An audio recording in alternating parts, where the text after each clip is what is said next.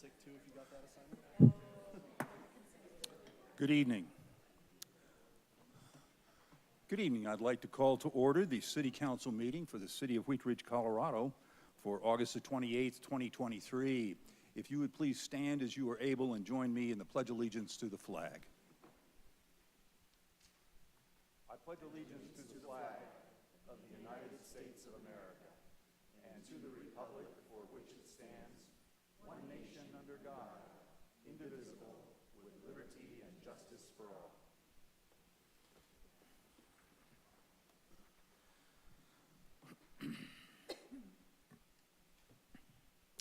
Thank you. Would the clerk please call the roll of the members? Rachel Holteen. Present. Leah Dozeman has reported ill this evening. Scott Thank- Ohm. Here. Corey Stites. Present. Janice Hoppy. Present. Amanda Weaver. Here. Val Nosler-Beck also reported ill this evening. Judy Hutchinson. Present. Mr. Mayor, we have 6 council members present. That's a quorum. Thank you. Councilors, in your packet tonight, we have meeting minutes for August the 14th to 2023 and special study session notes for August the 24th of 2023. Are there any corrections to be noted on the minutes or the study session notes? Seeing none, we will let those stand as prepared by our clerk with our thanks. Are there any changes to be noted in the agenda tonight? Seeing none, we will proceed as noted on the agenda. And we've got a couple of proclamations, and I will go to the podium.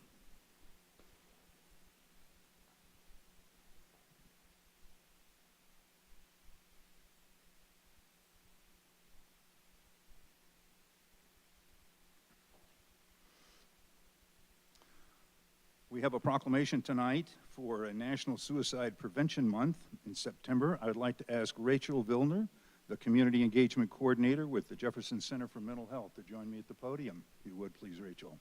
Come on up. Thank you for being here tonight.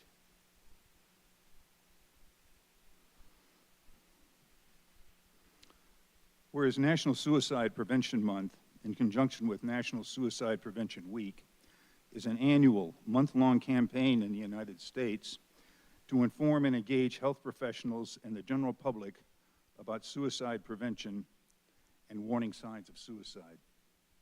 And whereas, by drawing attention to the problem of suicide in the United States, the campaign also strives to reduce the stigma surrounding the topic, as well as encourage the pursuit of mental health assistance and support people who have attempted suicide. And whereas, as part of the campaign, health organizations are encouraged to conduct depression screenings, including self-administered and online tests, and refer interested individuals to a national toll-free crisis hotline telephone number. That number is 1-800-273-TALK, or 8255. And whereas, since 1975, National Suicide Prevention Week awareness events are held throughout the week corresponding to World Suicide Prevention Day, which is recognized annually on the 10th day of September. And whereas, I encourage all residents to take the time to inquire as to the well-being of their family, friends, and neighbors, and to generally convey their appreciation for the existence by any gesture they seem appropriate. A simple phone call, a message, a handshake, or a hug can go a long way towards helping someone realize the value of their life and that suicide is not the answer. Now, therefore, be it resolved that I, Bud Starker, and the City Council for the City of Wheat Ridge, Colorado, do hereby proclaim that September is declared Suicide Prevention Month, and the week of September 10 through 16, 2023, be declared Suicide Prevention Week in the City of Wheat Ridge, Colorado. Signed today, August 28, 2023.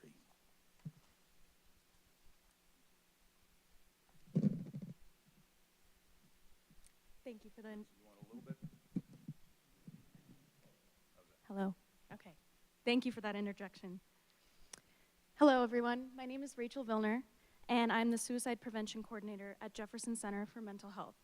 I also coordinate the Suicide Prevention Coalition of Jefferson, Clear Creek, and Gilpin counties.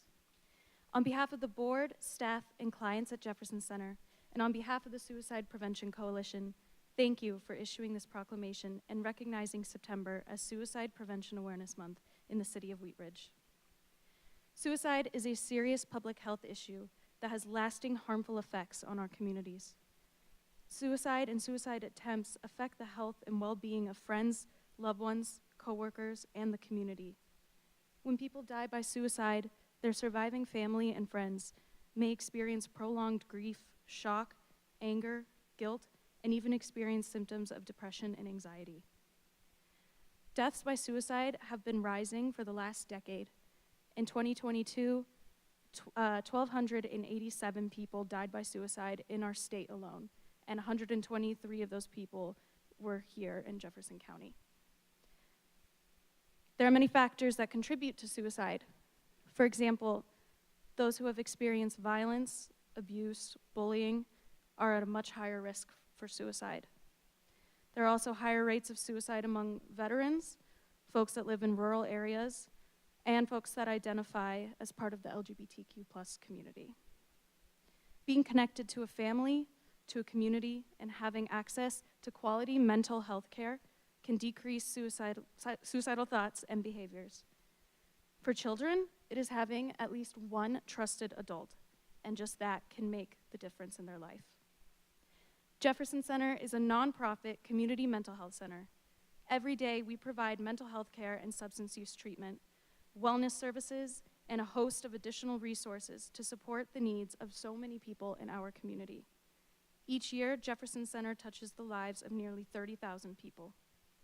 We are committed to breaking down the barriers that prevent people from seeking care when they need it, which means services not only in our office locations, but in more than 150 community settings, such as schools, medical practices, and partnering with law enforcement.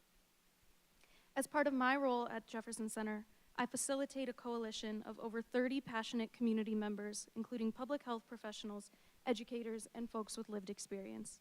We work as a team to utilize evidence-based upstream prevention strategies with the support of the Office of Suicide Prevention in the Department of Public Health and Environment. Our goal is to reduce suicide rates across the state by 20% by 2025. We know we cannot do this alone. That is why your support is so critical. We can do our part to save lives by recognizing the signs and symptoms and utilizing the resources available to us. Together, we will increase awareness and reduce the stigma associated with mental health and work to end suicide in our community. Thank you again for recognizing Suicide Prevention Awareness Month and for supporting Jefferson Center. We couldn't do this important work without you. Just a minute.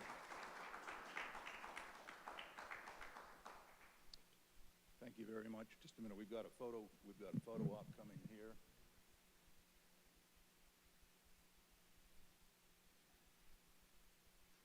Okay, Rachel, thank you very much, and thank you for joining us tonight. And thank you for the work that Jefferson Center does.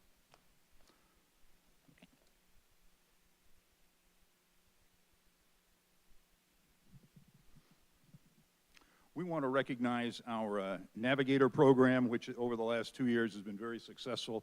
I'd like to invite our Navigator, Rebecca Rudabar, to the podium, along with Corey Kolar, who's our housing navigator, and Dan Maples, who's a city manager for the city of Edgewater. Come on up here, because we've got a little recognition stuff going on, so we want to thank you guys.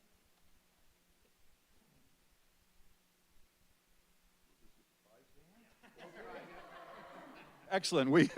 Nothing, we like a lot of things, but a surprise is good too. So anyway, tonight we'd like to celebrate the 100 people who have been housed throughout the city of Wheat Ridge Homeless Navigation Program. This program started in December 2020 with one homelessness navigator, Rebecca Rudabaugh, shared between Wheat Ridge, Golden, and Edgewater, and now the role supports just Wheat Ridge and Edgewater, and we've added Corey Kolar, our housing navigator, in July last year. To get someone housed, it can be really time-intensive depending on the needs of the individual.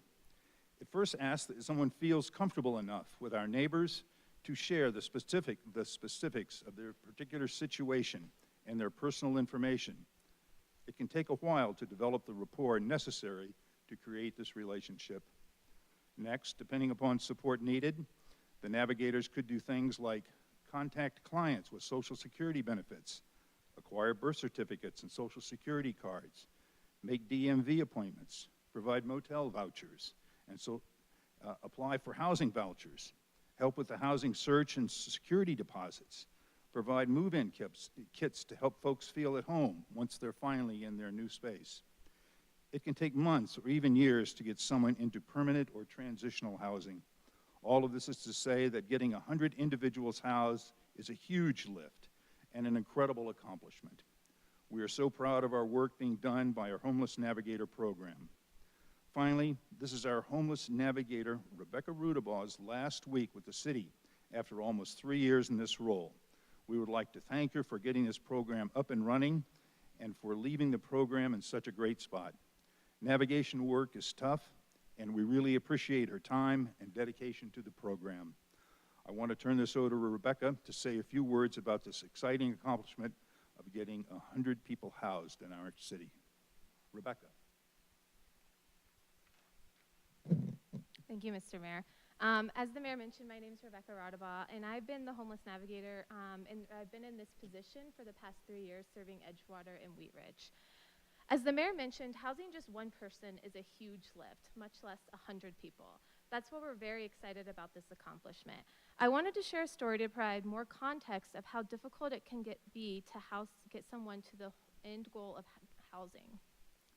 Earlier this year, one of my clients was matched with a permanent supportive housing voucher through the coordinated entry system.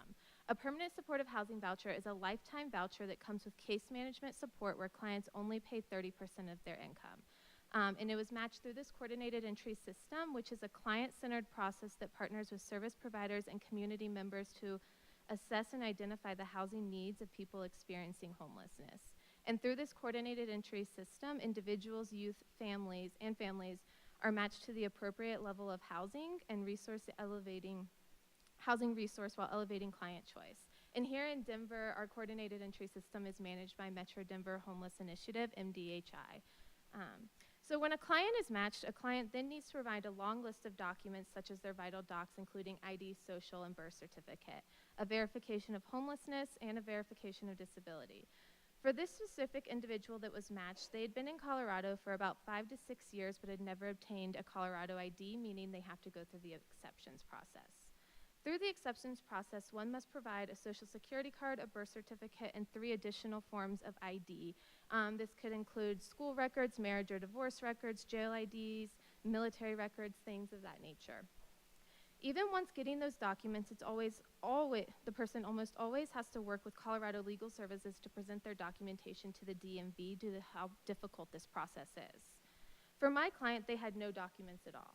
We started by ordering their birth certificate from North Carolina. After submitting the order in February, we were provided a shipping date of July. I called the DMV multiple times to try to explain the situation and get the order expedited, but I had no success. And so since this client didn't have a birth certificate, they couldn't get a copy of their Social Security card. I had to get a release and order a certified copy of their medical records with a wet stamp. I also had to order their high school records from North Carolina and wait for those to come in and contact the jail to inquire about getting a copy of their jail ID. After obtaining these documents, we could then work with Colorado Legal Services to apply for an ID. Individuals not having an ID in Colorado, not having a Colorado ID is very common within our community and can be a very long process to resolve. Until someone has an ID, they cannot even apply for their housing voucher, which prolongs getting them into housing.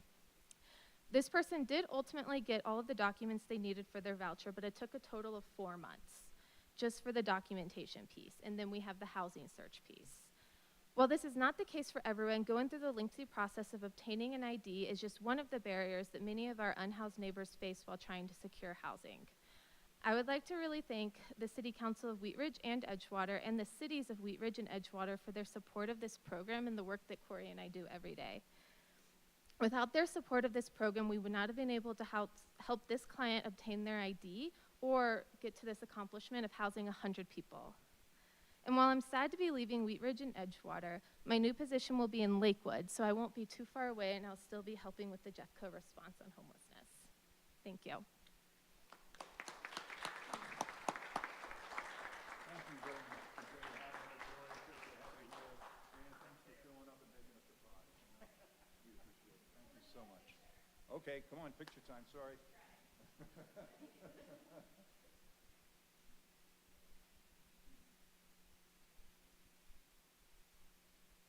Okay, thank you.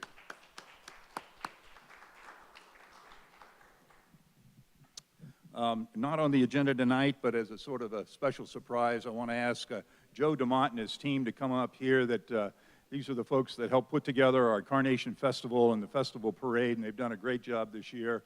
And so you guys come on up, and we want to hear, Joe, how we did this year.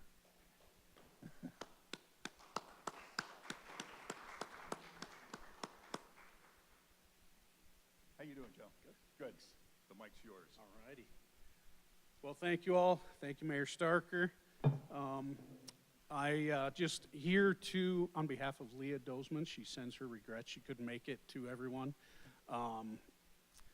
for the support you continually give to us at the Carnation Festival. This is our 54th annual Carnation Festival, and I'm here with some of our board members, Renee Schreiner, Chris Miller, you might know, Walt Pettit, everybody knows, and on behalf of 18 of us on the board. I guess you guys, a couple of you could come down here too, but we'll do that next year. I want to present our plate design contest again this year.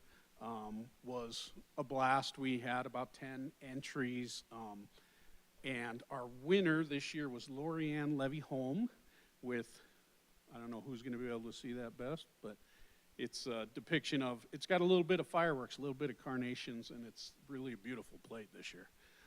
It'll go on the wall with the rest of them, and looks like somebody's going to have to make some more brackets in a couple of years here, but we're going to leave this with the mayor this year. Okay. And we just want to thank everybody who had anything to do with it. We had an incredible year. We had record turnout. We just want to say that the funding that we get from you is parlayed over and over and over. We don't just take the money and throw a party. We take the money, we plan events that make money for up to almost 17 different groups, clubs, committees, school functions, and most of that money we bring in nearly triple what you give us, and then we pay that out through everything. So we get to see all these clubs make money, fund their scholarships, fund their programs, and we get to have a really, really awesome party too. So we appreciate everything you do. Can't say enough about what the police and the parks and the public works and every department does. The support you give us is unbelievable. You know, we are, every meeting starts with thanks to the departments and thanks for everything you do, because we couldn't do it without you. It's such a pleasure to work with them, and you know, from what we hear, we're not causing too much trouble. But if we are, we do hear about it. I'm not going to lie. So I just want to say thank you, present the plate. Thank everybody here. Thank everybody who showed up, and thank everybody who helped. Thank you very much. Thank you. Thank you. All right. We're going to get you, you know, we're going to, yeah, let me get over here in the middle. So small, you guys come over here. All right, come on over, let's get it. Okay.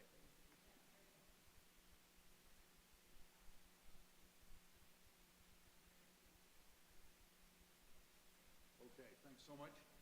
Great to see you, Joe, appreciate it. I'm going to give this right over here to us.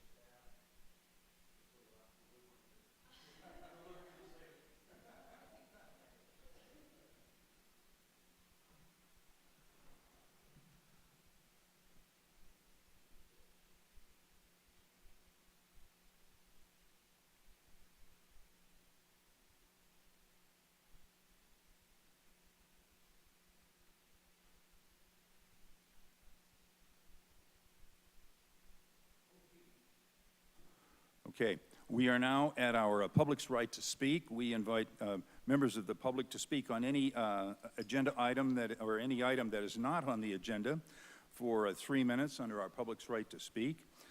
We have a special study session with one item on it, the West 38th Avenue improvements update. And and you may speak on that. We will take public testimony or public comment on that item at this time also. I don't have anyone signed up to speak, but if you're here in the hall and haven't signed up to speak, you may still do so now. If you're joining us online, you may raise your hand in the virtual format, and we will bring you into the meeting. Happy to hear from you in either here in person or online. I'll give it just a minute.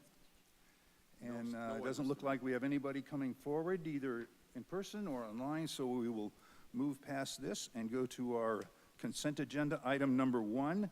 Councilor Hoppe, would you please introduce this item? Yes, Mr. Mayor. This is item 1A through 1E. Resolution number 40-2023, a resolution supporting 3 applications to the Jefferson County Open Space Trails Partnership Program. At issue, the Parks and Rec Department wishes to submit 3 applications to the Jefferson County Open Space Trails Partnership Program to request funding for 3 trail projects across the city. This City Council resolution of support is required for the applications.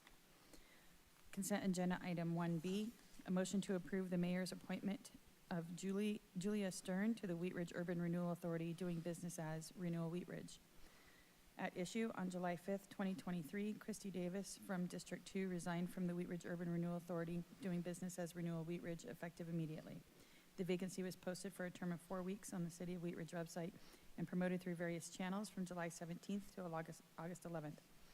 Appointments to the authority are made by the mayor, subject to approval by a majority vote of the entire City Council. There is 1 applicant from District 2 who newly applied and 2 applicants from other districts who applied in January during the regular scheduled reappointment process. If, after reasonable advertisement, no applications are received from residents within the relevant City Council district vacancy on the authority, any otherwise qualified resident of the city may be appointed. Consent agenda item 1C, resolution number 41-2023, a resolution amending the fiscal year 2023 capital improvement program budget to reflect the approval of a supplemental budget appropriation in the amount of $85,126 for the purposes of accepting a $70,000 Main Street grant to make pedestrian improvements at the 38th Avenue and Reed Street intersection. At issue, the city was rewarded a Revitalizing Main Street grant from the Colorado Department of Transportation, CDOT, in the amount of $70,000 to reconstruct the sidewalk on the south side of 38th Avenue at Reed Street, and install an enhanced crosswalk across 38th Avenue on the east side of Reed Street. The full cost of this project, $85,126, exceeds the grant amount. A supplemental budget appropriation is required to accept and appropriate the grant and supplemental in the 2023 budget.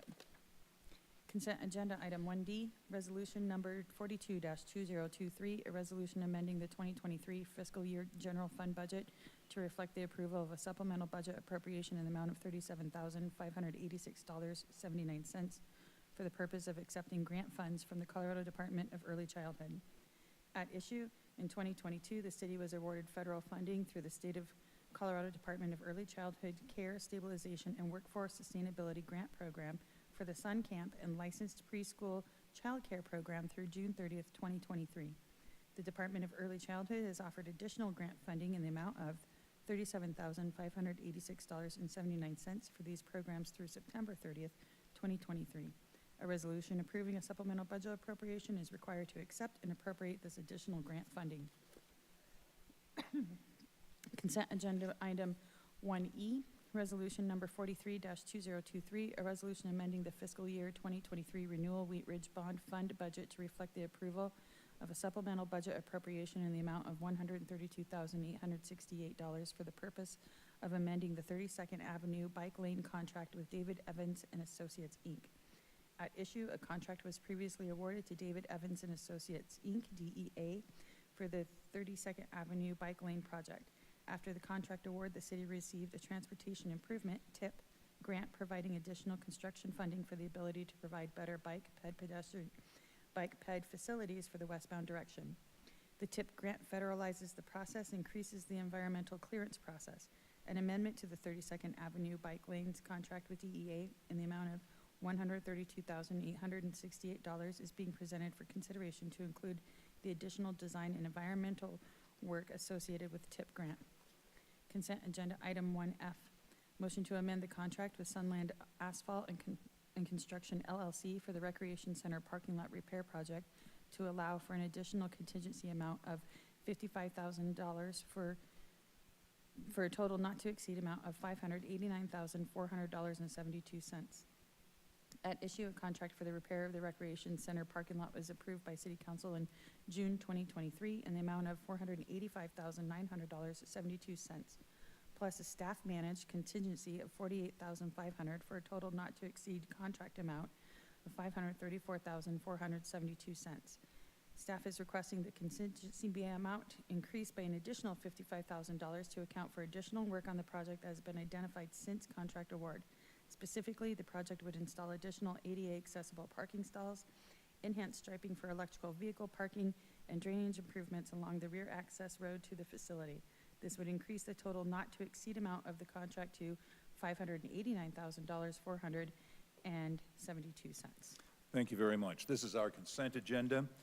May I have a motion to accept items 1A through 1F? I move to approve consent agenda items 1A through 1F. Second. We have a motion and a second by Councilor Stites. Would the clerk please poll the council?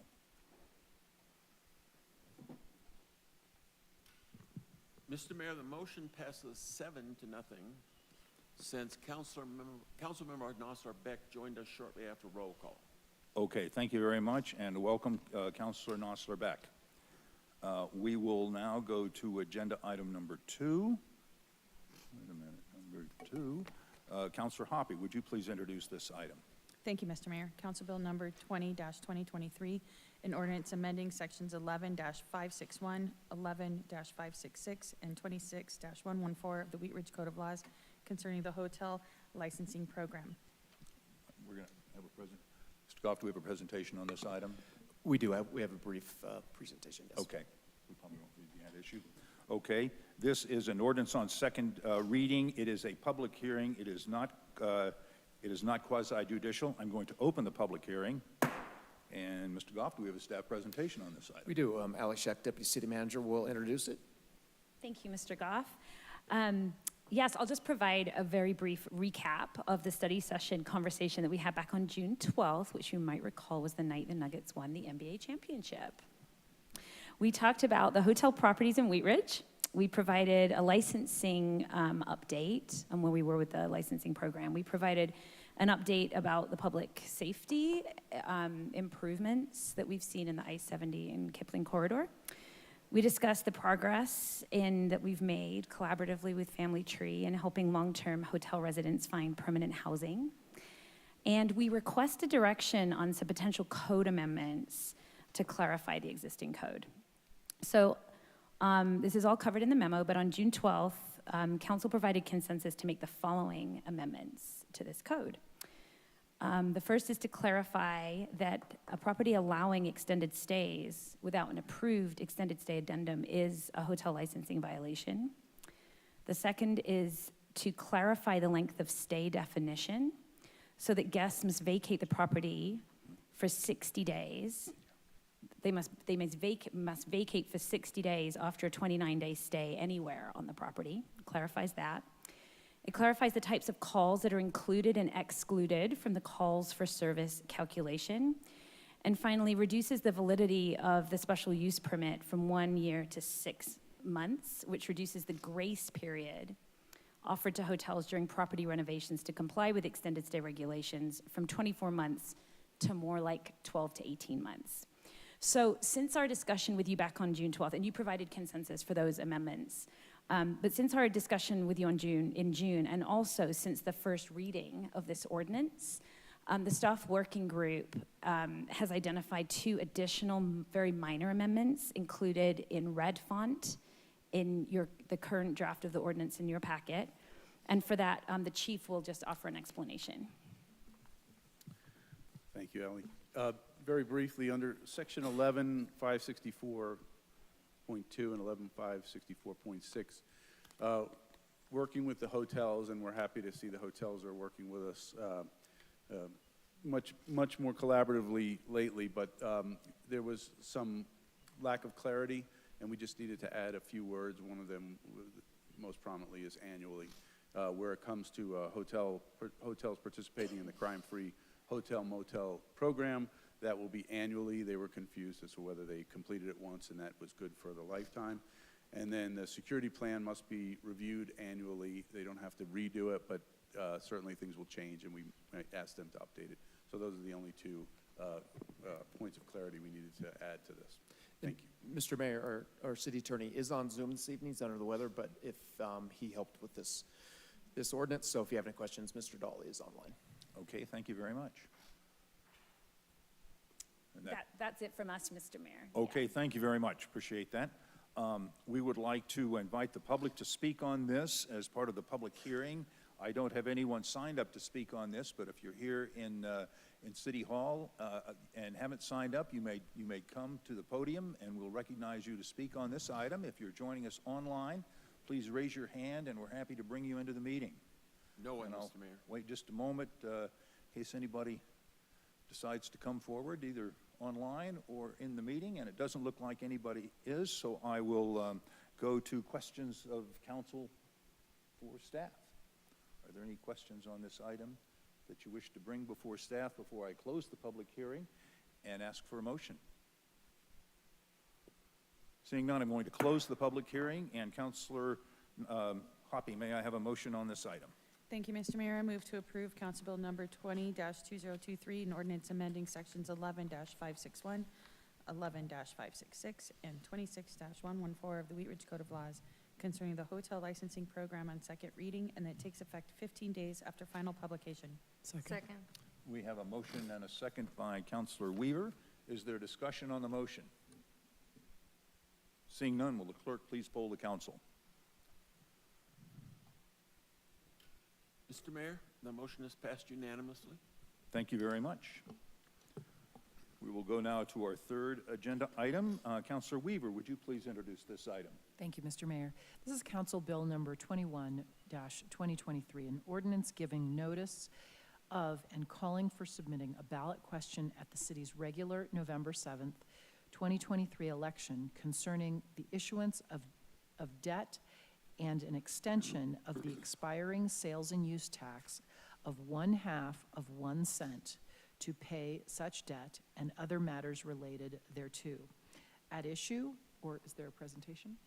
Mr. Goff, do we have a staff presentation on this? We do. We do, so we won't read the issue statement. Okay. This is an ordinance on second reading. It is a public hearing. It is not quasi-judicial. I'm going to open the public hearing. And Mr. Goff, a staff presentation. Great, thank you, Mr. Mayor. Before I start, I would like to introduce Maria Harwood with Butler Snow. That's the city's bond counsel. She's in the audience. Maria helped us out with the 2017 bond issuance, and their firm also helped us out with the 2021 Urban Renewal Authority bonds. And then also Nate Eckloff and Jay Yang with Piper Sandler in the back here, who you've met before. They're the city's bond underwriter. And they also helped with the 2021 URA bond. So if you have any questions for them, they're here to help answer questions. But in 2016, Wheat Ridge voters approved a temporary 1/2 of 1 cent sales and use tax rate increase and authorized the city to issue debt in the amount of $33 million for new access ramps off I-70 for the Clear Creek Crossing development. This project has been completed. For improvements to the Anderson Building and Anderson Park. These improvements have been completed. For multimodal improvements at the Wheat Ridge Ward Commuter Rail Station, these are currently underway. And for the improved Wadsworth project, that project is also currently underway. This temporary tax will expire in 2029 or when $38.5 million in revenue is raised. We project the temporary sales and use tax will generate $38.5 million by the end of next year or the beginning of 2025 after only about 8 years. City Council gave direction to staff at their annual retreat in this last January to survey the community to determine the level of support for an extension of this tax for certain public improvement projects. Results from 3 separate surveys were presented to City Council and the public on April 3rd, June 12th, and July 17th. In all three surveys, respondents overwhelmingly supported an extension of the tax for primary street corridor improvements, filling sidewalk gaps and other sidewalk repair, and drainage and floodplain improvements. Council gave direction to staff on July 17th to draft a ballot question to extend the 1/2 of 1 cent sales tax and use tax for 20 years, specifically for, and this is the language that's actually in the ballot question, sidewalk, bike lane, and street improvements on primary street corridors such as 32nd Avenue, 38th Avenue, 44th Avenue, and Youngfield Street, filling sidewalk gaps and other sidewalk repair and replacement with an emphasis on major pedestrian corridors and routes to schools, and drainage and floodplain infrastructure improvements at priority locations in the city. Our bond underwriter has estimated this tax will generate enough revenue over a 20-year period to net out approximately $75 million in available project funds upon sale of the bonds. So with that, if you have any questions, as I mentioned, our guests are here, and staff, we're happy to answer any questions that you may have. Okay, thank you very much. Before we go to questions of council, I would like to invite the public to speak on this item. I don't have anyone signed up to speak at this time, but if you're here in the hall, you may come to the podium and speak now. If you're joining us online, please raise your hand. We're happy to have you join us in the meeting that way. So I'll give it just a moment and check with our clerk to see if anyone's raising their hand online. I don't see anybody coming forward, so I will close our public's right to speak on this item and go to questions from council. Any questions from our councilors on this item? Pretty well studied. Okay, I'm going to close the public hearing. And Councilor Weaver, may I have a motion on this? Certainly, Mr. Mayor. I move to approve Council Bill number 21-2023, an ordinance giving notice of and calling for submitting a ballot question at the city's regular November 7, 2023 election concerning the issuance of debt and an extension of the expiring sales and use tax of 1/2 of 1 cent to pay for such debt and other matters related thereto on second reading, and that it takes effect immediately upon adoption. Second. We have a motion and a second by Mayor Pro Tem Stites. Is there discussion on the motion? Seeing none, will the clerk, Councilor Hulteen has raised her hand. All right, I'm just so excited that we're referring this out. My journey to this point in time really started with wanting Wheat Ridge to figure out how to reinvest in safe corridors for people who are walking, biking, crossing their street. And when our streets are safe for people who aren't traveling in cars, it's actually also safer for people who are traveling in cars. And I think it's going to contribute to the economic vibrancy of our city and as well as our drainage. So I'm just really excited that in my tenure at the city of involvement that we have done so much good planning, and we're really seeing such strong support for moving forward with this. So I wish it good luck on the ballot, and I just want to thank my colleagues for such good dialogue to help craft something that when we took it to the community, it was clearly in line with the investments they'd like to see. So I'm looking forward to voting yes on this. Thank you. Is there any further discussion on the motion? Seeing none, will the clerk please poll the council?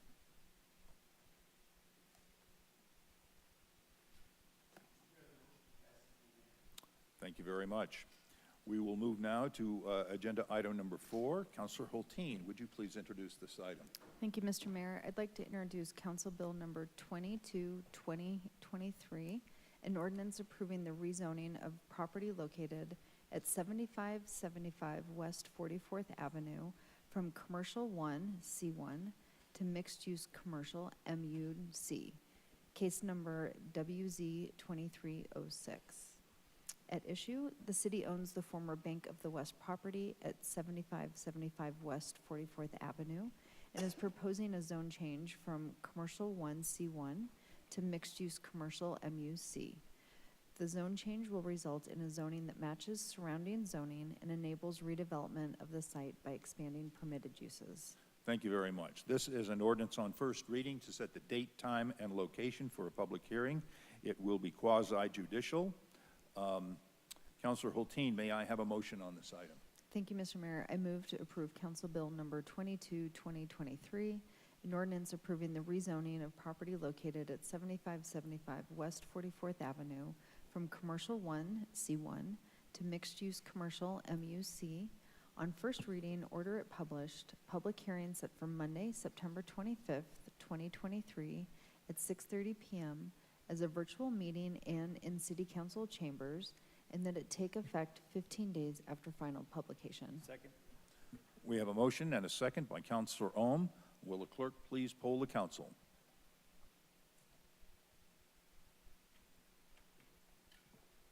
The motion passes unanimously, Mr. Mayor. Thank you very much. We will now go to agenda item number 5. Counselor Ohm, would you please introduce this item?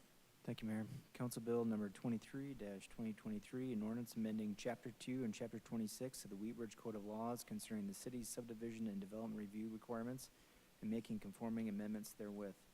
At issue, the proposed ordinance updates Chapter 2 and Chapter 26 of the Code of Laws to revise the city's subdivision and development review requirements. The ordinance accomplishes 3 main goals. Number 1, to prioritize meaningful public engagement and education intended to inform the public of impactful subdivision applications. 2, to reduce reliance on public hearings when the proposed uses and designs were permitted by the underlying zoning. 3, to reduce duplication and unnecessary cross-references within the code to ensure it is easy to understand and administer. Thank you. This is an ordinance on first reading to set the date, time, and location for a public hearing. It will not be quasi-judicial. Counselor Ohm may have a motion on this item. Thank you, Mayor.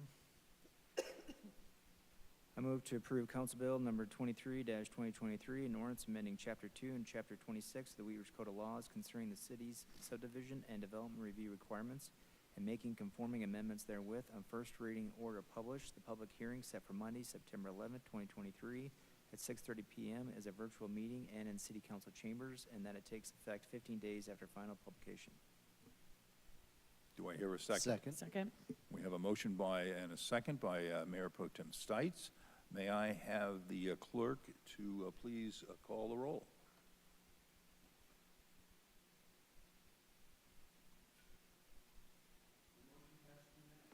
Thank you very much. We will go to agenda item number 6. Councillor Hutchinson, would you please introduce this item? Thank you, Mayor. Resolution number 44-2023, a resolution approving amendment number 3 to the intergovernmental agreement with the Colorado Department of Transportation for the Improve Wadsworth project. At issue in 2022, the city worked with its respective senators and House representatives to obtain additional $4 million in federal funding for the Improve Wadsworth project.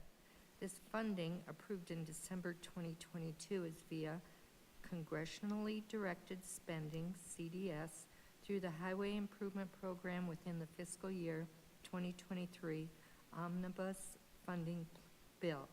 An amendment to the Intergovernmental Agreement, IGA, with the Colorado Department of Transportation, CDOT, is necessary to add these funds to the project budget. Thank you very much. This will be a resolution of the council. It is not quasi-judicial. Mr. Goff, do we have a staff presentation on this item? We do. In addition to being grateful for the extra funding we received from Congress, we thought this would be a great opportunity to do a brief update on the Wadsworth project. Maria DeAndrea, our Public Works Director. Okay, Yes, Director DeAndrea. Thank you. Good evening, Mayor and City Council. As City Manager Goff mentioned, we just want to give you a brief update. We think this is a great time to come back, let you know about progress and where we go from here. So I think this is a major milestone, is getting the final funding in line for the remainder of that originally scoped project that the City Council envisioned. So, just briefly, this additional work that the $4 million that you're approving tonight through that IGA with CDOT allows us to add in total about $16 million more to the total construction cost, which brings us just over $50 million total.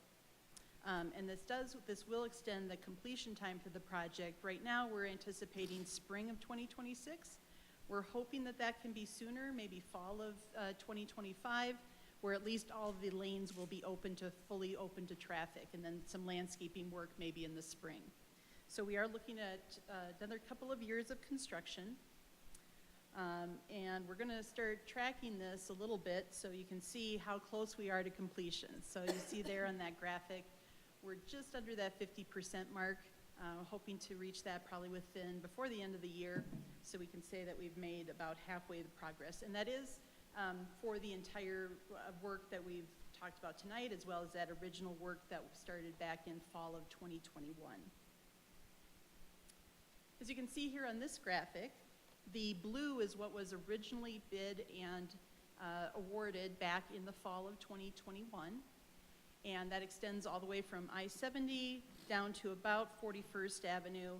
And that's the work that we've been doing currently over the last year and a half or so. And the orange represents the additional work that's being added through the amendment, through the congressionally directed spending, as well as additional funding from the city. So now you see we go from the original concept, which extended all the way south to 35th Avenue. And just to highlight again the benefits of doing both pieces at once, of course the community wanted to go that entire distance. We didn't have enough funding, so we had to scale back to 41st Avenue. But moving forward at this time really does allow us to do those two efforts concurrently, which ultimately eliminates the need for us to construct some throwaway items. So we did have to connect some, or put some pavement in, put some other work that eventually, if we were going to do this at a later time, would have had been taken out in order to get that ultimate project done. So we can, we're not having to do that work. We're also consolidating the construction impacts, meaning that we're going to put this, while it might be worse for a longer period of time, we do think that there's timing benefits by doing both of these phases together. And that although it'll be difficult, we know that we can get to the end. We've got a end goal in sight, and we can get there.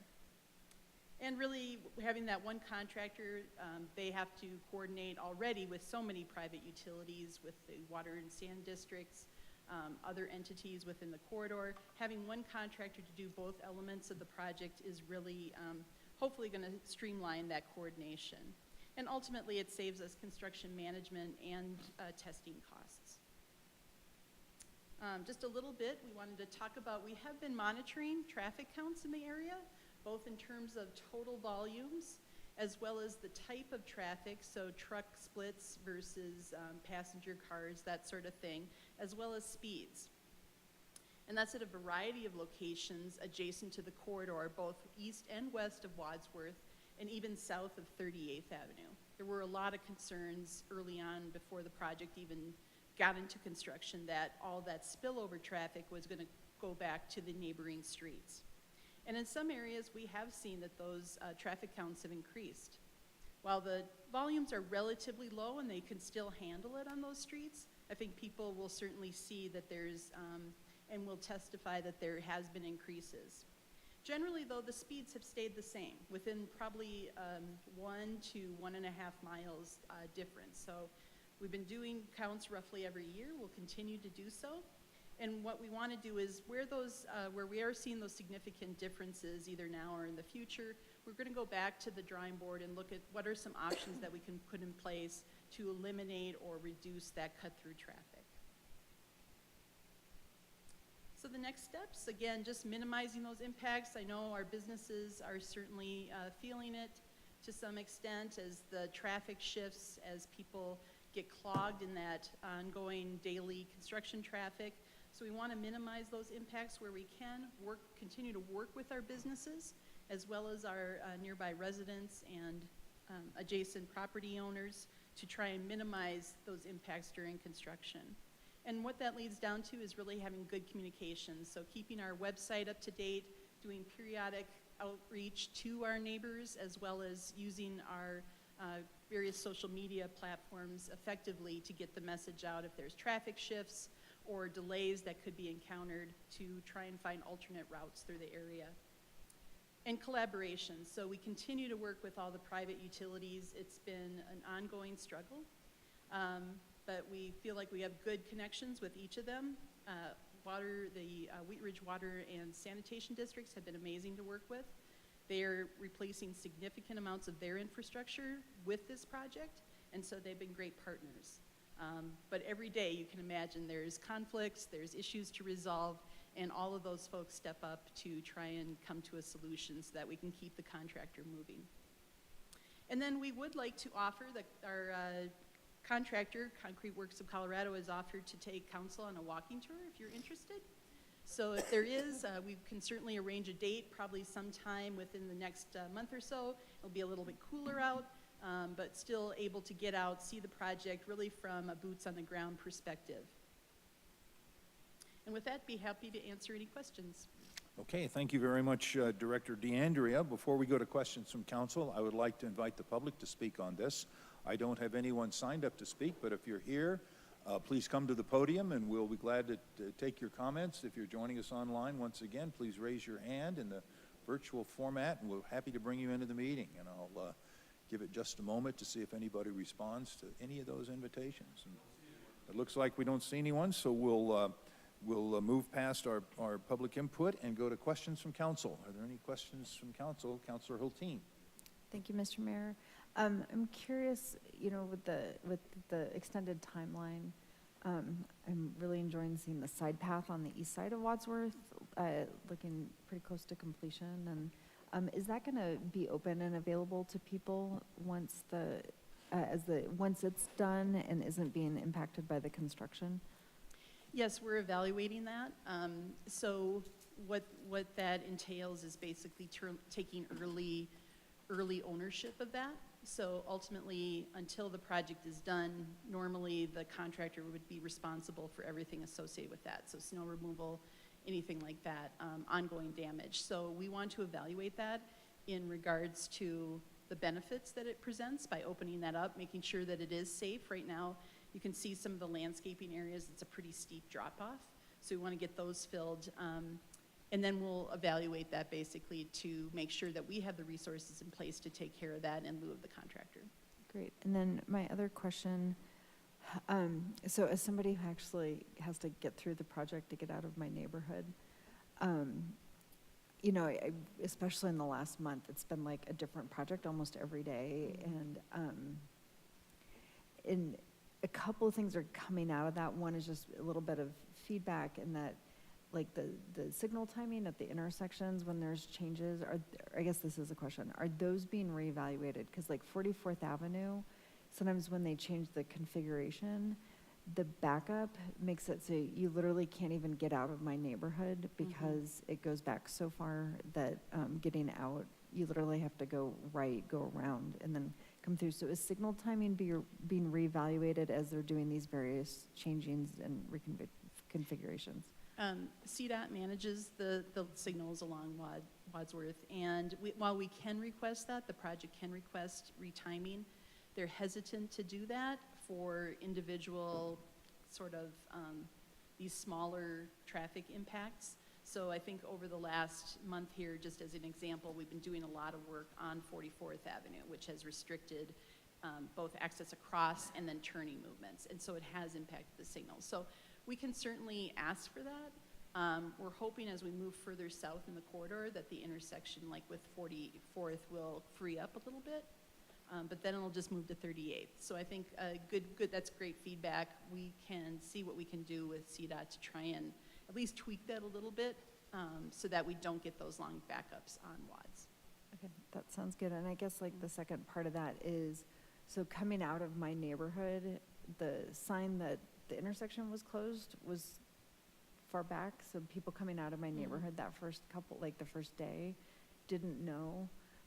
So I don't know if there's any way of doing like additional signage like closer to the project, but just keeping in mind like those of us who live on the neighborhood, like the streets that are really close to it, aren't coming down the corridor, but rather coming out into it. And so like I actually got caught on my bike and I had to ride my bike down Wadsworth.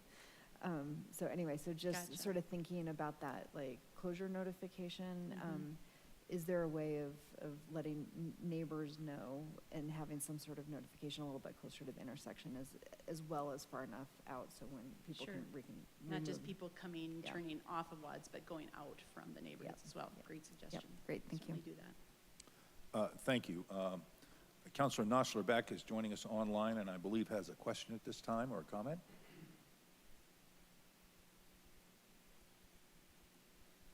Can you I can hear you. all see me and hear me? I can I hear can't you. see myself, so I don't know.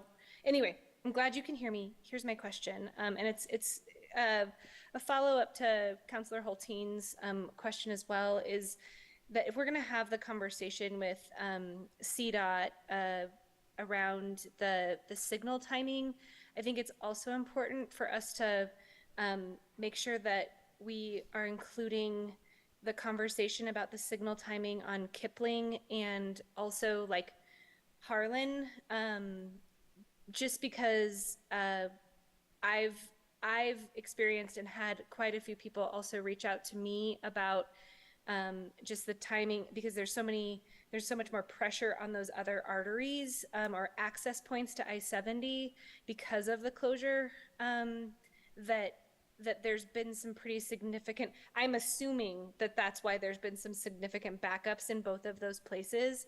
And I think that if we're going to have one conversation with them about the signal timing on Wadsworth, it's probably worth also including, can we look at where we are either encouraging people to detour to, or where some of those natural detours are happening as well, just because there were some pretty significant signal backups on Kipling last week that I experienced or neighbors were telling me about.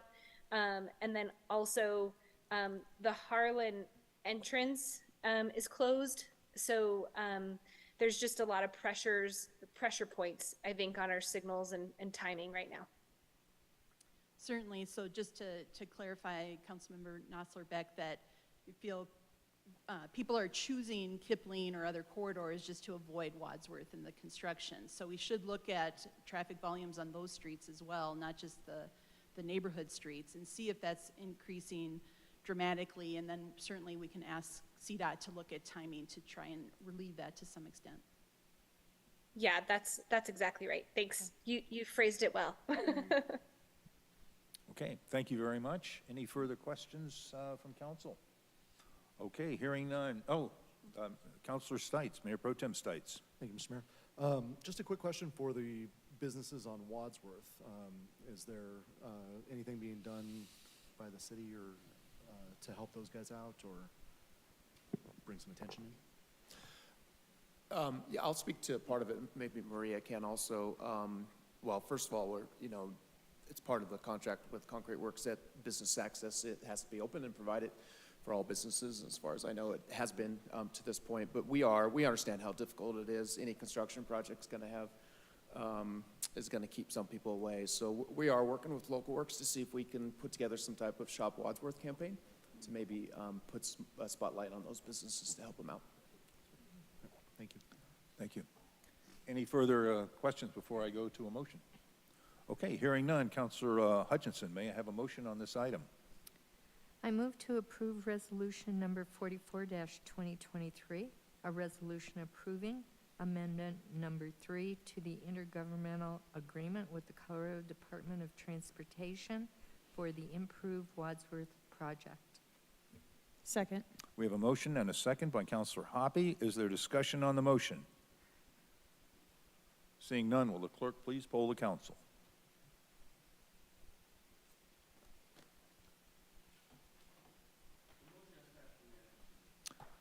Thank you. We will now move to agenda item number 7. Mayor Pro Tem Stites, would you please introduce this item? Thank you, Mr. Mayor. Resolution number 45-2023, a resolution approving a non-exclusive public right-of-way license agreement with Google Fiber Colorado LLC. At issue, Google Fiber approached the city in late 2022 to discuss installation of new 100% fiber optic network internet service for the city's right-of-way, or in the city's right-of-way. The city would grant a non-exclusive license agreement to Google Fiber to use and occupy the public right-of-way to install, operate, and maintain a fiber optic infrastructure network for the purpose of offering communication services, including broadband internet access service and voice over internet protocol services. City staff has negotiated an agreement that will protect the right-of-way and ensure adequate oversight during the construction process. The term of agreement is for an initial 20 years. Thank you. This will be a resolution of the council. It is not quasi-judicial. Mr. Goff, do we have a staff presentation on this item? We have, yeah, a little bit. We did have a significant study session presentation on this back in March 20th, but I think Maria has a few more items to add, and we do have our team, big team back there of Google Fiber folks here, so I think they're able to answer any questions too. Okay. Yes, thank you. So just briefly, again, we've been working probably over the last 8 to 9 months on this right-of-way agreement. I want to recognize the city attorney for his tremendous help in helping us navigate the ins and outs of the agreement. But we really feel that this is a great option to provide to the city. It's totally voluntary, so it's not a requirement for people to sign up with this, but it does offer an alternate option for people.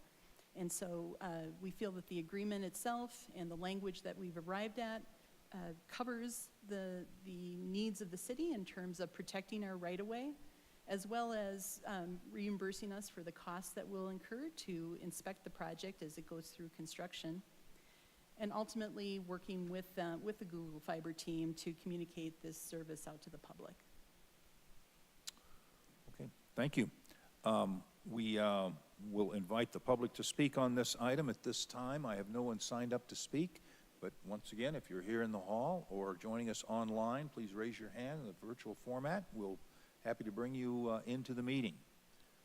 And I'll ask my clerk if there's no one raising their hand in the virtual format. Okay, then we will close our public's speaking opportunity on this item and go to questions from council. Any questions from council before I ask for a motion? Councilor Hulteen. Thank you, Mr. Mayor.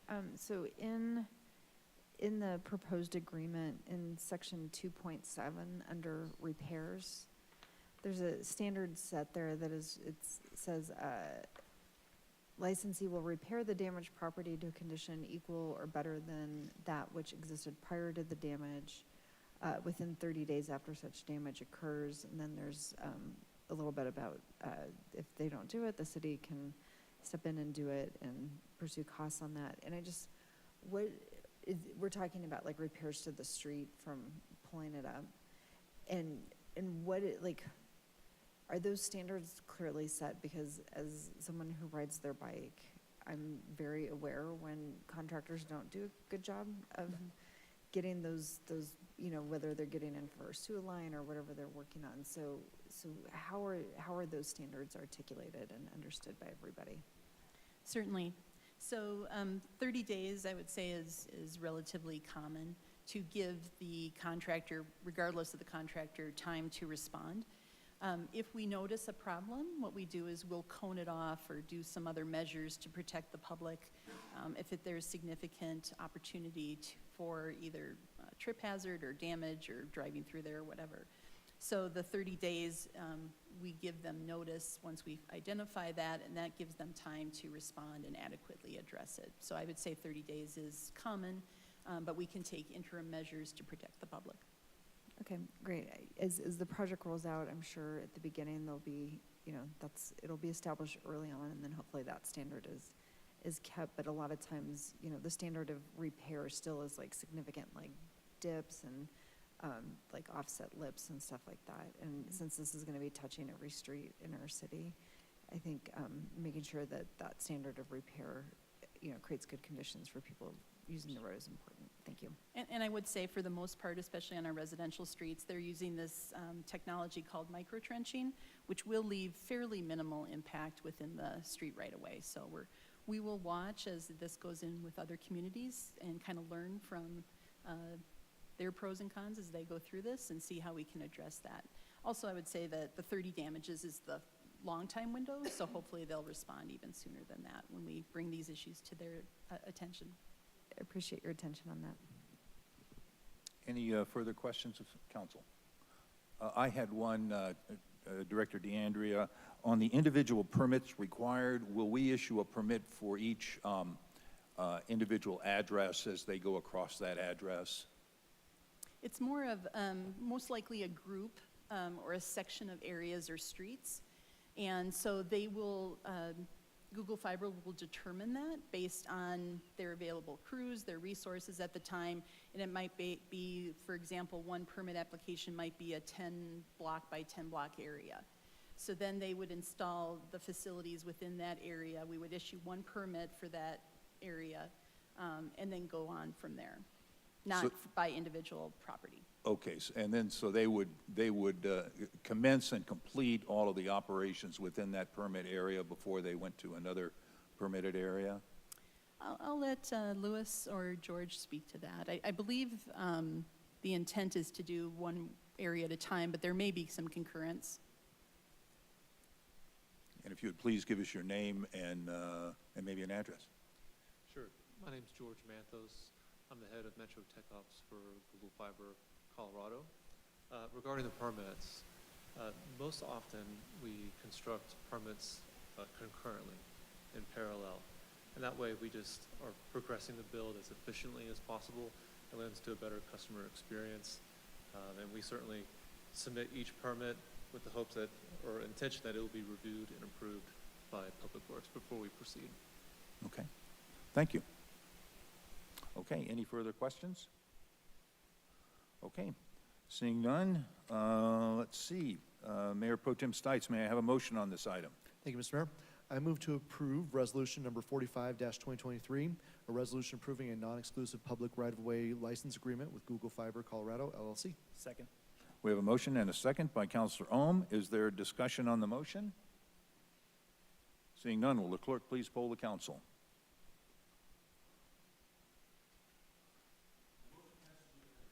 Okay, thank you very much. That completes our agenda items on this. We will go now to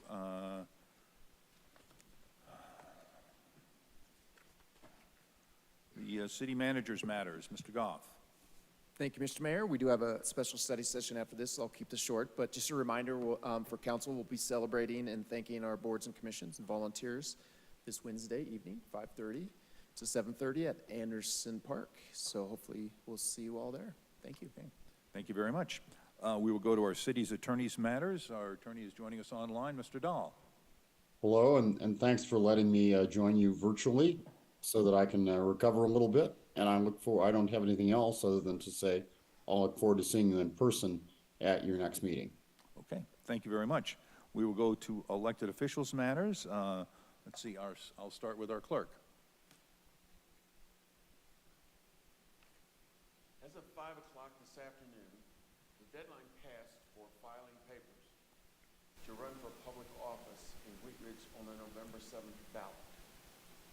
We have two candidates for the seat which Ms. Hutchinson occupies now in District 1. Clarence Fullard, oh my goodness, I'm gonna forget my friend's name here. I'm sorry? Jenny Snell. What I have is Gretchen, which threw me off a little bit. So there'll be two candidates vying for that seat. In District 2, Councilmember Hulteen will run unopposed. In District 3, Councilmember Stites will run unopposed. In District 4, Dan Larson and Larry Matthews will compete for the seat that is vacated by Councilmember Nassar Beck. Both City Treasurer Miller and I will run for re-election unopposed. Does anyone have a question? Thank you. Thank you, Mr. Mayor. Okay. Councilor Hulteen. Thank you, Mr. Mayor. I'll try and get through this quickly. Happiness Gardens report, it's good, it's happy. Somebody picked a bunch of sunflowers and put a big bouquet in a vase in the middle of the picnic table at Happiness Gardens, so it's kind of fancy there. So wear your nicer clothes next time you go, because it got classed up. Then second, I just want to thank city staff. I think the boards and commissions barbecue festivities in Anderson Park is just a really sort of refreshing and fun update to how we've done this. I'm looking forward to that, and hopefully meeting some of the families of some of the people who serve in our city. Now I've got a couple things that I'd like to bring forward for consideration to add to the future study session list. The first thing is I've heard from several constituents some confusion over the noticing for the city's donation of the parcel at 44th and Wadsworth, as well as the rezoning.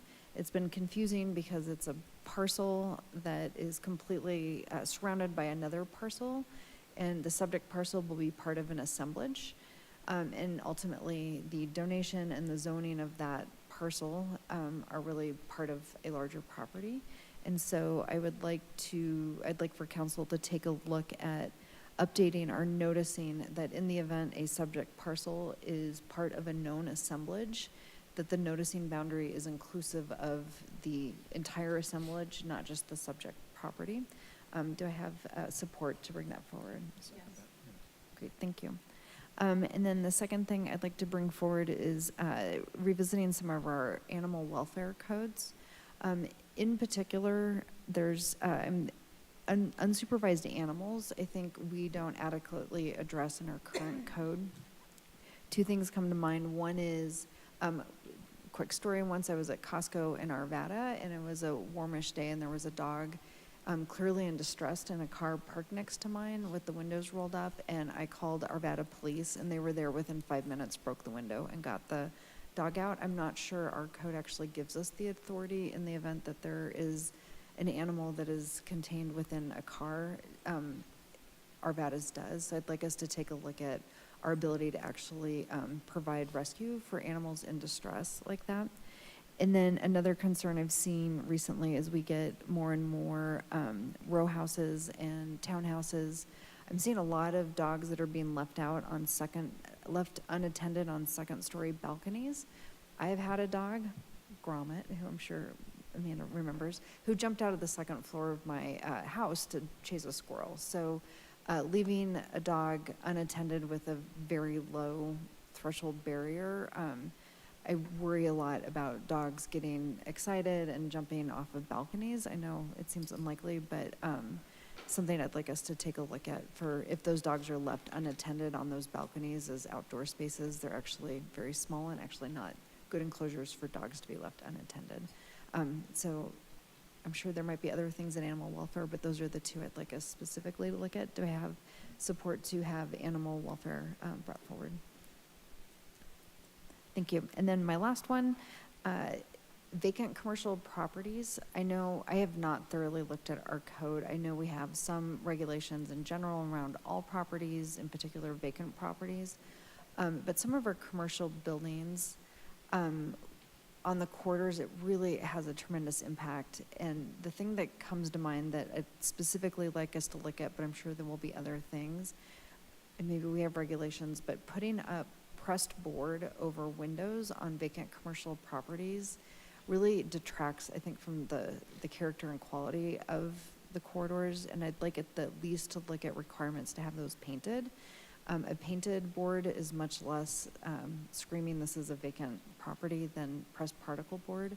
And also making sure we've got strong enforcement around neglected landscaping on commercial properties, because that can be particularly difficult to enforce. So that's another thing I'd like to bring forward to take a look at. Great, thank you. Okay. Is that it? Okay, thank you. Thank you. That's good. Counselor Hutchinson. Reminder, you get 2 a month, Ms. Holting. What? Reminder, you get 2 items a month. Oh, you do? Oh, just me? Okay. My turn. Okay. I want to thank Local Works for having their TLC drop off this weekend, and I think it was well received. Very appreciate those things. People can get rid of things that they don't want. Thank you. Thank you. Counselor Ohm. Thank you, Mayor.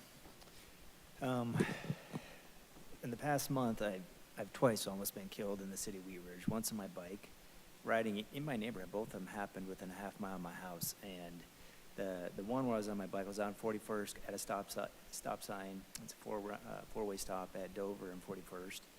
And I stopped. The driver did not stop at the stop sign. The second one was at 38th and Allison, where I'm at the stoplight waiting for the green light, several seconds, and somebody's coming through probably 55 miles an hour, blowing through the red light. What I would strongly like to advocate for is a study session looking at roundabouts. And I just want to read 2 things. Safety is one. The Institute for Highway Safety states that where traffic lights were replaced by roundabouts, all crashes were reduced by 37%, and serious crashes fell by 75%, including a 90% reduction in fatalities. The second thing is that I spend a lot of time we all do, at these stoplights, and a lot of time. And there was a study that showed, an operational study that showed that before average vehicle delay at an intersection is roughly about 20 seconds. After the roundabout, it was reduced to 6 seconds. So it's a 65% reduction in delay.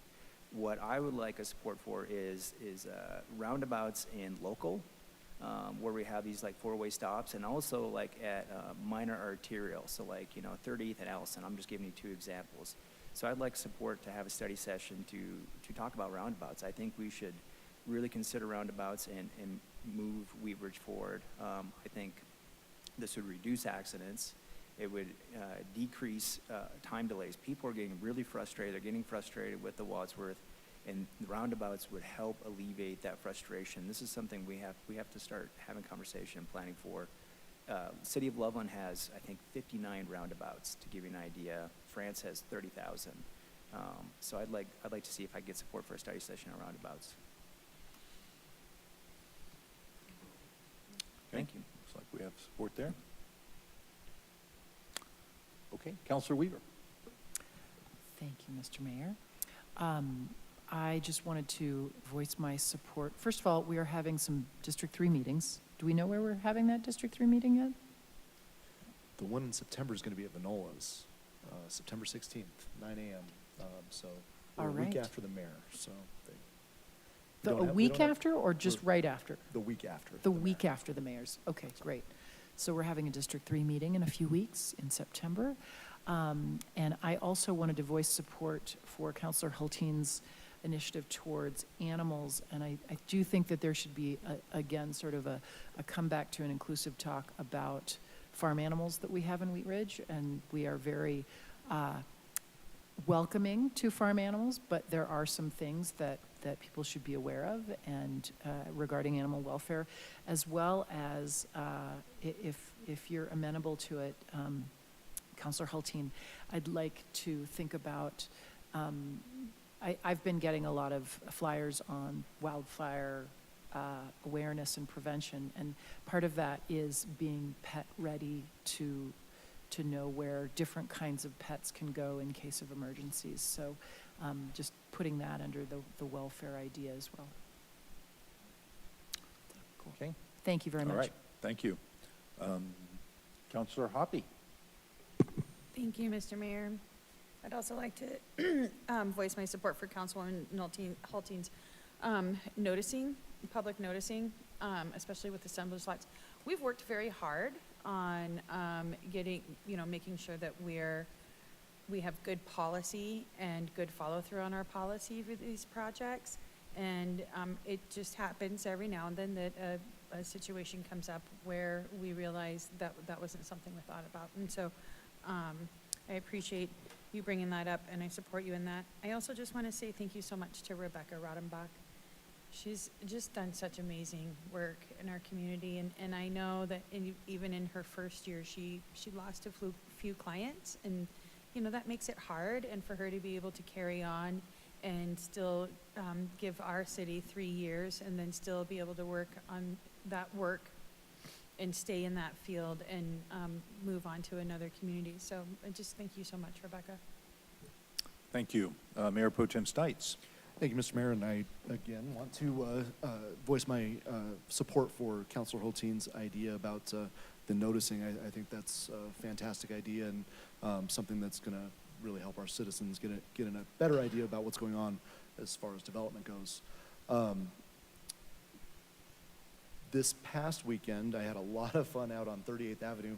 Local Works and the Chamber put on the Wine Walk, and it was 10 years ago when the restriping of 38th happened, and there was a big push against it. I don't think that anybody that was against it could have envisioned what we saw on Saturday night, which was an outpouring of our community out on 38th Avenue. It was a pretty cool party to watch.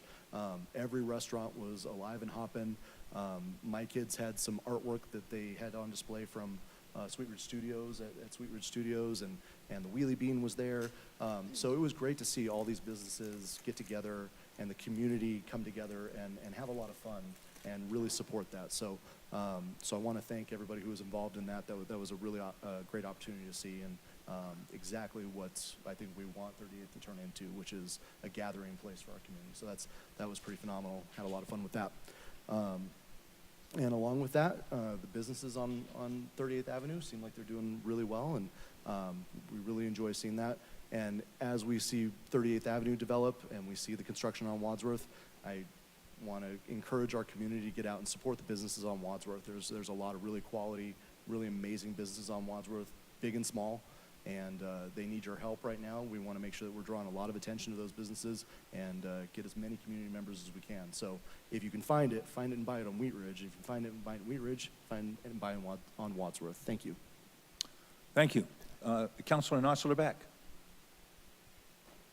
Thanks, Mayor. I think a lot of the things that I was going to cover have been covered, and it sounds like we're going to be taking some deeper dives in the study session. I just would encourage people who are avoiding Wadsworth right now, if they're traveling through neighborhoods, to please respect the speed limits and know that there are lots of kids and humans and also animals walking in those neighborhoods. And I encourage everybody to just take a deep breath and calm down.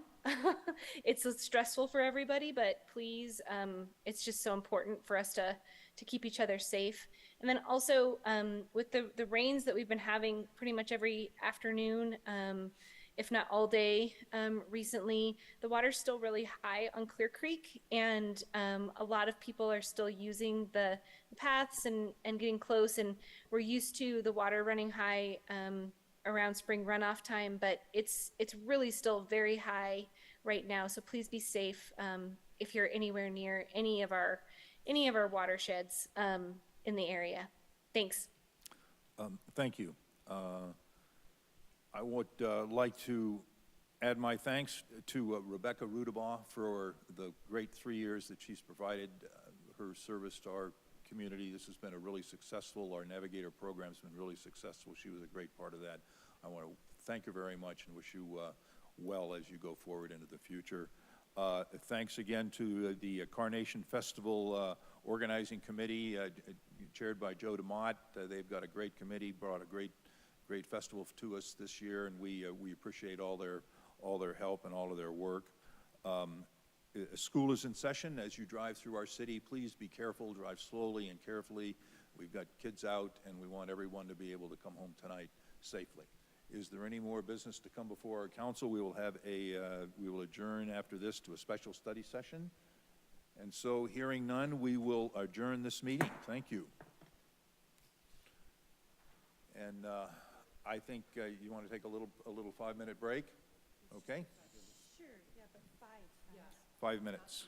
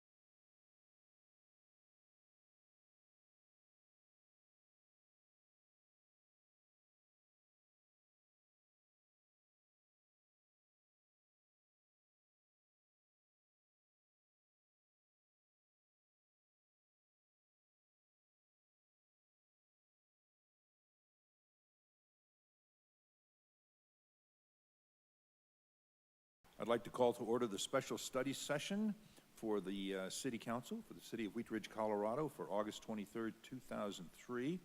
We have one update on our agenda item is the item number 1, 38th Avenue West Street Improvement Update. Mr. Yes, thank you, Mr. Mayor. Yeah, we're excited this evening. Carry it to away. Give you an update. We're not looking for any direction this evening on this item, but just a good update. Mark Westberg is here, and Ashley Holland, and Lauren Mikulak, and Maria DeAndrea, and we're all here to answer any questions, but just excited to let you know where we're at, talk about some of the community feedback we're getting, and what the next steps are. Mark? Okay, Mr. Westberg.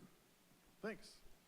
I'm not sure all council folks were here last time we were here in study session talking about 38th Avenue, so I just wanted to really quickly go through some background stuff, remind everybody what 38th Avenue is.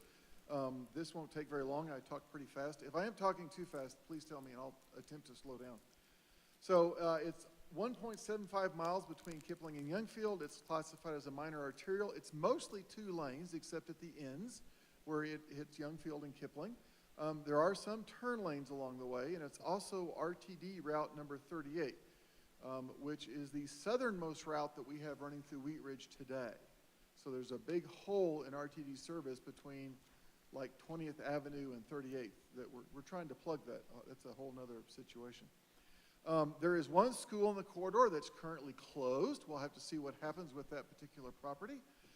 There are also 2 schools nearby. There's one at the east end and one kind of in the middle just south of the corridor. We have shopping centers at either end and some scattered commercial throughout through the corridor. And then there's also a fair amount of multifamily and senior living, both of those types of communities along the corridor. So it's a really kind of an eclectic corridor with lots of stuff in that 1.75 miles.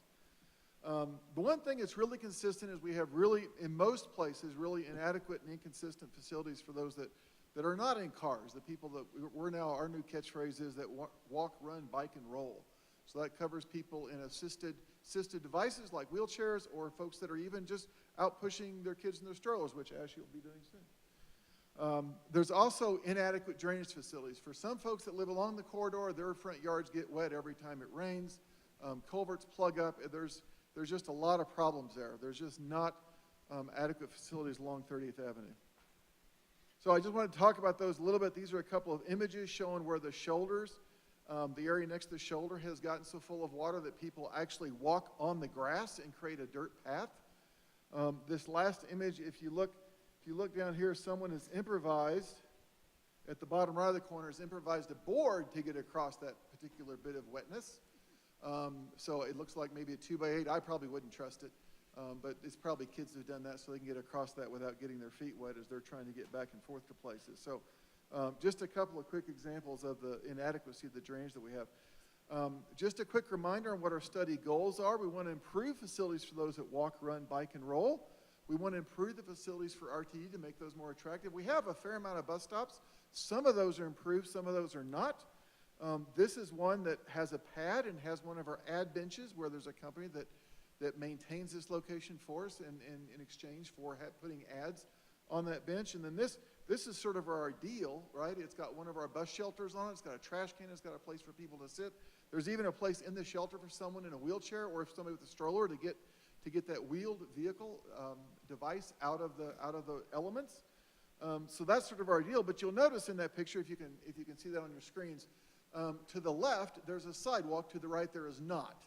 So we have a lot of sort of random bus stops with no facilities connecting to those, which makes it difficult for folks that to get to those. We also want to accommodate existing and future traffic. We don't want to mess things up for the cars. We'd like to slow them down a little bit. And then also manage the drainage and utilities. We've already talked about the drainage. Here's our poster child of what not to do with utility pole by planting it in the middle of the sidewalk so that if you're wider than 1.5 feet, you're not going to make it past this without either getting on the private property or getting out in the street. So we've got a lot of things to fix on 30th Avenue. And our big goal when this is all done is that we want to come up with a recommended alternative at the end of this. That is a consensus of what all the engineering says and a consensus of what all the public say that they want and what they need and all those things. So that's our goal, is to come up with something we can bring back to council for adoption like we did the plan for what I call 38th East, the part between Harlan and Wadsworth. So that's our goal, that's our end game. And I just want to give a shout out to our consultants. They're doing a great job on this. They are really responding really quickly and really well to all the things that Ashley and I are asking them to do. We're both kind of particular people, and they've been rolling with the punches to keep things moving forward. And let's talk a little bit about a traffic update. The existing traffic, average daily traffic, we did counts for 7 days, and the average daily traffic those 7 days was almost 7,000 vehicles a day, which is pretty low for a 2-lane minor arterial. So the road's got a lot of existing capacity for what needs to happen out there. Sort of future conditions, DRCOG has projected that we'd have almost 0.5% on average every year, which comes out to about 10% after 20 years. We generally plan things on a 20-year horizon, so this gets us out to 2045. And that adds about 700 cars. And then we factored in the Legacy Lutheran Medical Campus Redevelopment Plan, the traffic that was discussed in that plan. We factored in the traffic that's talked about in the Clear Creek Crossing development, and we factored in the Chick-fil-A going in at the corner of 38th and Youngfield. Those were all 3 things that were brought up by the public during our first round of outreach. Those were concerns. What about Lutheran? What about the new hospital location? What about Chick-fil-A? Sundays is going to be fine, right? But the rest of the week they're going to generate some traffic. So the future daily traffic, and again, this is in 2045, we're projecting that we'd have somewhere around 12,500 vehicles on 38th Avenue. Now, 2-lane minor arterials like 38th Avenue, if they're done correctly, can easily handle up to 15,000 cars. So we're well within the limits of what they've done. And they've done some isolated intersection analysis, and everything's looking really good so far, even with the higher vehicle counts. I thought this was interesting. This was our traffic.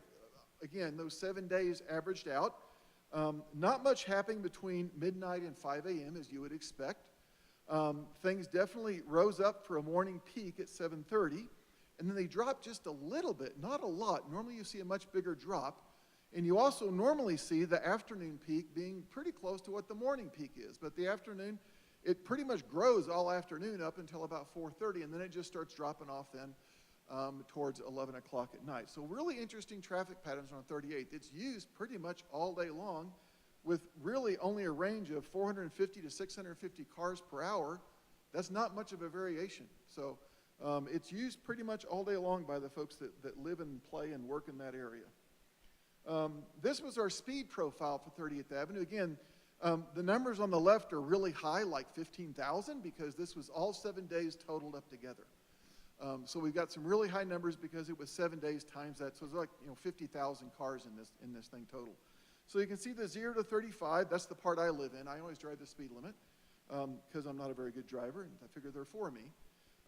There's a fair number of folks, even more folks, that drive within that sort of 5 miles over that we all think the speed limit allows.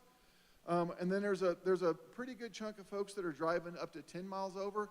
And then way too many folks are driving over 10 miles an hour on 38th Avenue above the speed limit. Our highest speed was clocked, I think, at 1 a.m. in the morning, and it was 63 miles an hour. It seems that people learned during COVID that when there's nobody on the road, I can just drive as fast as I want, and some people haven't learned to stop doing that now that there are more cars on the road, which is why I think we have people almost getting hit when they're trying to cross intersections and doing things that are illegal, because there are a fair number of folks that are just not doing things that are legal. The red line represents the speed limit, so we've got a lot of folks driving over that speed limit. We generally try to design roads for the 85th percentile of folks, which is generally 5 miles over what the posted speed limit is. We've got only 80% of the folks are staying within that. So our 85th percentile is above that 5 miles an hour above the speed limit. So that's a little bit concerning. But 38th Avenue is kind of a wide open road right now. And one of the terms that the consultant uses is visual friction. We don't have a lot of visual friction along the side to sort of make people slow down.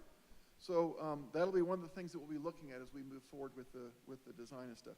This is just the quick intersection analysis that was done. You can see that most things are showing up green, except surprisingly 38th and Kipling is showing up not green. Green is good, red and yellow is bad. And there is one spot there on Tabor port on the north side that's got a little bit of a delay for folks, I think, trying to turn left out of there. So that was one of the comments we got during the outreach, was trying to get left off the corridor and left onto the corridor. This is just a quick snapshot of what's going on with Clear Creek Crossing, which is the blue box on the left, Chick-fil-A, which is represented by the green box, and then the orange box would be Lutheran once Lutheran is completely built out and the hospital's been moved out to Clear Creek Crossing.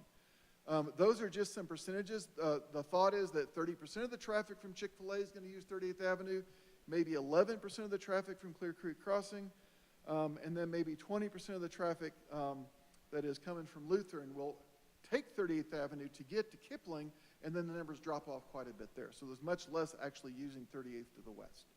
And these are just the numbers for sort of where those, we jumped from 7,000 cars to 12,500 cars.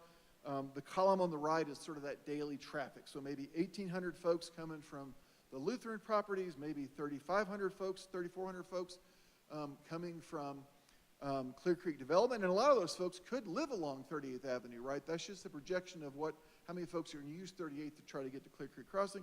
And then our good friends at Chick-fil-A, 700 cars, because they're right on 38th, right? So they're going to generate a little more traffic getting on 38th.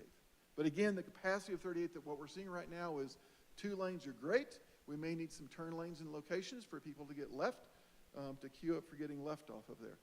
We had our round 1 outreach, and Ashley did an amazing job. So if you have questions about outreach, we're going to have Ashley come up and talk. She did an amazing job helping us plan that and execute that. We had that on June 6th. I think at least one council person came, maybe more, maybe just one. We had over 60 attendees. We logged 60, but we know some people snuck past us because some people don't like getting logged.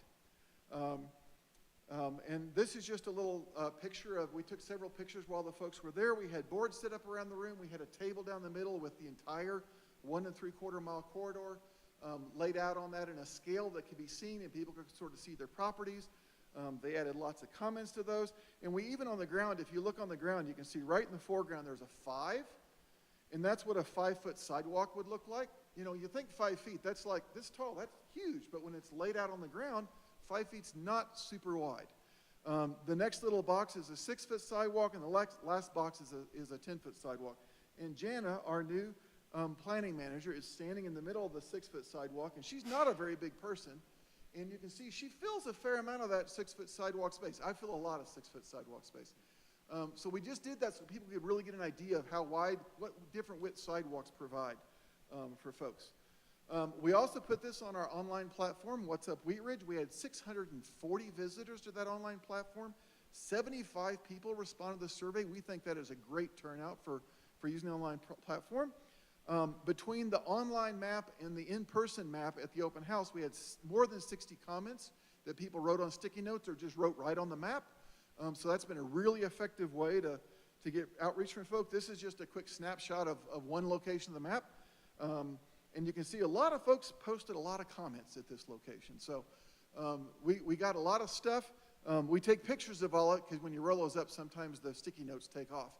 But we've got all those pictures of that, and our consultant team analyzed all those comments. And where we landed was 120 comments, sort of distinct comments that we got from folks that were analyzed. And sort of starting at the upper right, you can see that ped safety is a big one. 25 people talked about that.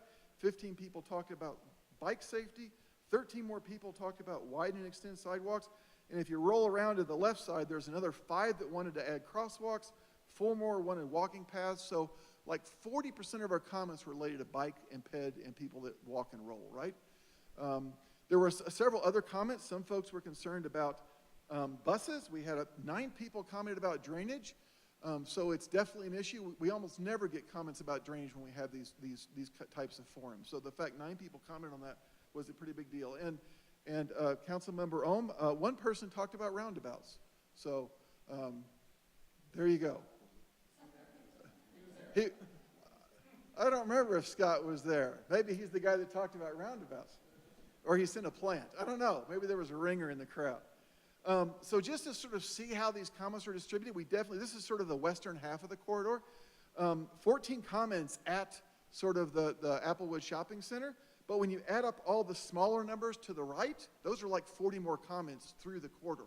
So definitely a concentration of comments at the ends, but we also got a lot of comments at very specific locations throughout the corridor. And again, 15 comments about traffic at 38th and Kipling.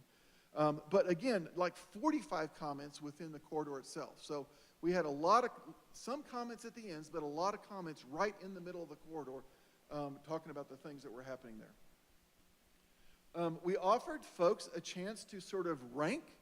We came up with, based on the outreach that Ashley had done during the Let's Talk Blitz for this corridor, and also all the previous work that's been in previous council packets, we took all that, and the consultant team and city staff came up with sort of 9 questions, 9 goals, 9 potential goals for the project, and people ranked them. We gave them 5 dots, and they could put all 5 on one, or they could scatter them out as they wanted to. And so the results of that were that, lo and behold, the top 2 things are enhance pedestrian safety and get comfortable bike facilities on there. And resolve drainage ranked in at number 3 online and number 4 in person. There was a little bit of anomaly. It's interesting that in person, the number 1 ranked thing that showed up on the comments was underground and the overhead utilities to help clean up the look of the corridor and maybe get a few light poles and utility poles out of the sidewalks, right? So it's interesting. Most of these tracked pretty well. Sort of the underground utilities was a little off, and then providing community amenities was a little off between the online and the in-person. But most of these tracked pretty well, with those top-ranked things, again, being making this safe for the people that aren't driving, which I think someone mentioned earlier, and I'm going to get wrong who said it. If we make it safer for people who aren't driving, then we actually make it safer for the people that are, right? Because they're not running into people. So our next step, we've completed that outreach back in June. We're working on alternate designs based on the round 1 outreach. A lot of the stuff that we're working on is driven by that round 1 outreach. Traffic analysis, what we sort of know as engineers and planners. We're working on layouts for the round 2 outreach. And those, I don't expect you to read these. I just wanted to flash these up, that these are the kind of things that we're going to have ready for the public. We've got 4 locations throughout the corridor that we think are, it's kind of a psychotic corridor, right, with all the different things along it, but we've picked 4 locations that are representative of what's along the corridor, and then trying to fit in what we could. So we've got 3 different alternatives that we're looking at. So the top cross-section is the existing, and then we've got 3 different alternatives that are being looked at that came as a result of the public outreach and also just the things that you do to try to accommodate those bikes and peds. We're going to start What's Up Wheat Ridge. We're going to start the round 2 outreach pretty soon here in another month or so. What's Up will be pretty much active through the entire month of October. We're going to have block-by-block meetings on October 5th. We did those on 38th East and also on Wadsworth. We met with just the folks that are immediately adjacent to the corridor that either live there or own there, so that we can talk, we can pull out a plan and say, here's what's happening at your property with these 3 alternatives. We just want to be completely forthcoming and forthright in what we're doing and show you exactly what we think might happen here based on these 3 alternatives at this very conceptual level of design. We're going to have a pop-up event at Lewis Meadows Park on October 12th. We're trying to beat daylight savings time ending because then it won't be dark at 5:30. And then we'll have our second open house on October 25th. And it'll be very similar to the first open house.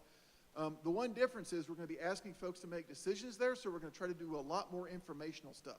The first meeting was more about learning from the public what's going on there, and now we're going to give them a lot of information, ask them to help us make some decisions. We're going to use the public input at the second open house to help select that preferred alternative. Right now, with the 3 alternatives we're using, from an engineering standpoint, they all work to provide facilities for bikes and peds.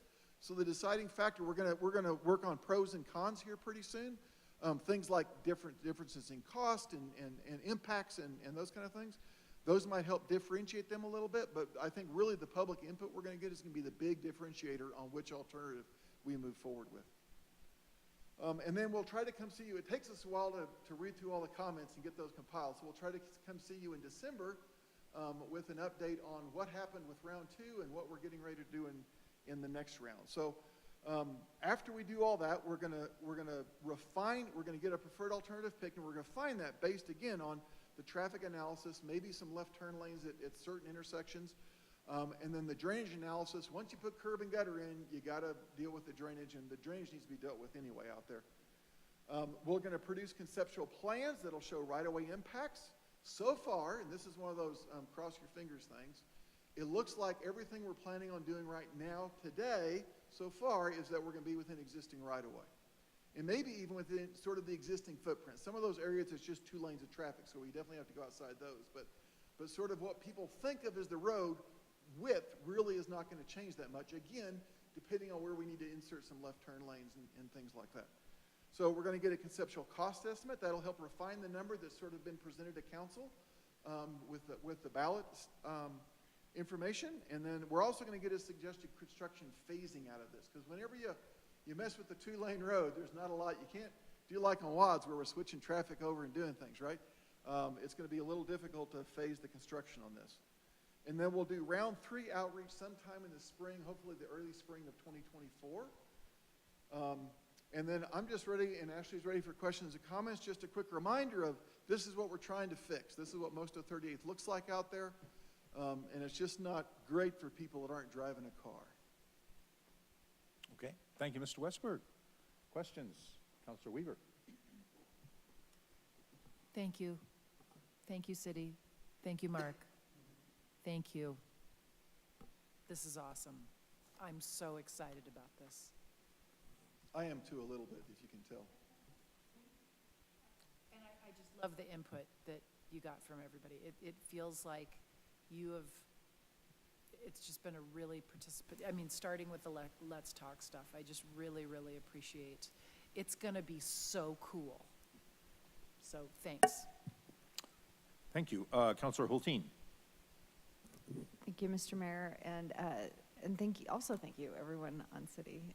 As somebody who has done some work on this corridor over the years and studied it in preparation, I think helping leading up to this, it's really exciting to see these very tangible, specific things finally coming forward.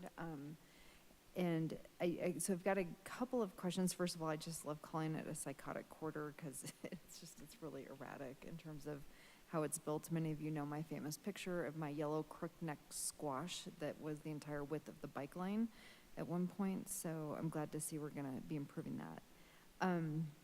So I have a couple of actually pretty specific things. So I'm curious why Lewis Meadows for the pop-up and not Louise Turner Park. Oh, it's Louise Turner. Sorry, I wrote the wrong one down. Okay, Sorry. I was going to say that's weird. Yes. Okay, Yeah, good. it is weird. I apologize for that. It is, sorry. Okay, all right, good.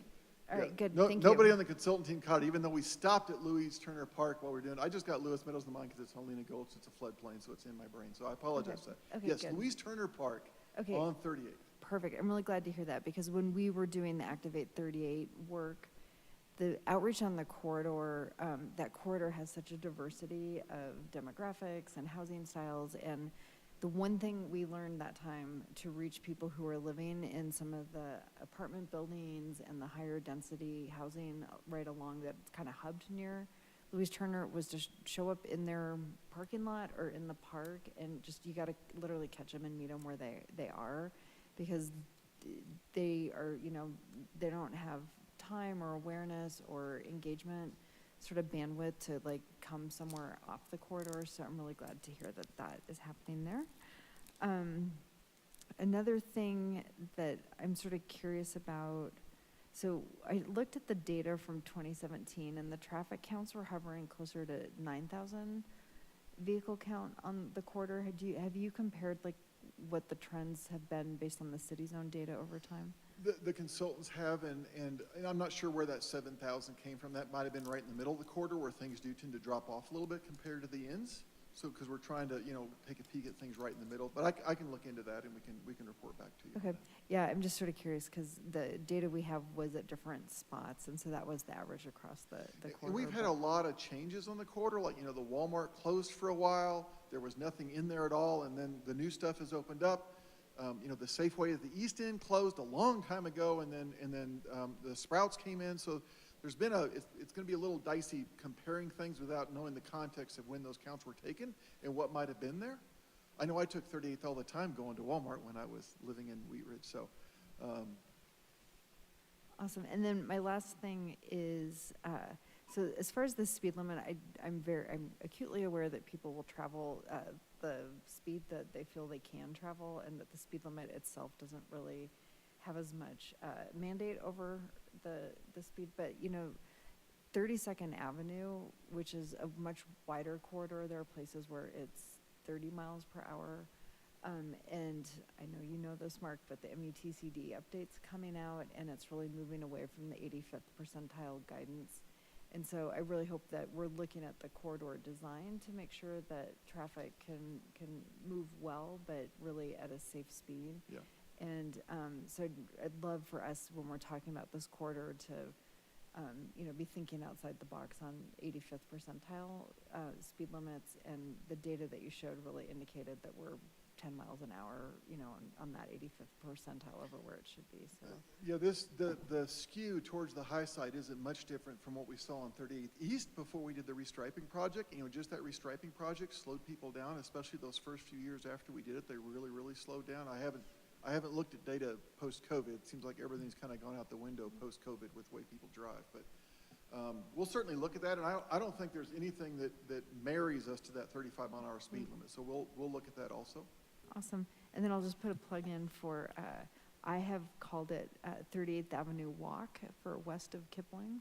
So if we need to start branding it, 38th Avenue Walk west of Kipling, and walking when it's safe Yes. at some point.